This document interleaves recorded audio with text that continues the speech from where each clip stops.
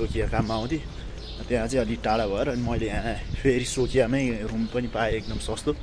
राम्रो पनि ठ्याक्राको चर्चकै अगाडि अनि म आएको चाहिँ 1.5 वर्ष जस्तो भयो अनि 4-5 महिना माल्टा काम पाएन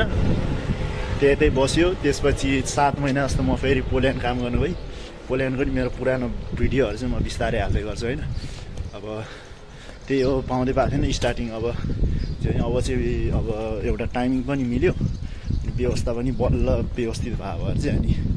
अनि भिडियो बनाउन नि अब लाग्न पऱ्यो भनेर अब एउटा मुमेन्टहरू क्याप्चर पनि हुन्छ भनेर अनि त्यही हो अरू त त्यस्तो उ चाहिँ छैन अनि गर्मीमा अस्ति यो जाडो महिना त्यति गइहाल्छ अनि 12-13 घन्टा काम गरिन्छ हप्ताको 6 दिन चाहिँ काम हो मेरो चाहिँ म चाहिँ बेकरी लाइनमा गर्ने भएर काम चाहिँ खतरा हुन्छ होइन त्यही भएर त्यस्तो चाहिँ घुम्ने मौका त पाउँदैन बाँकी आएको आज आइतबार पनि अब यस्तै हो कि अब बिहानसाना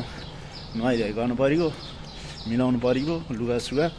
टक्क आज त स्वादिष्ट भोजन खानु परेको चट्ट लाएर अरू दिन जे जस्तो भए पनि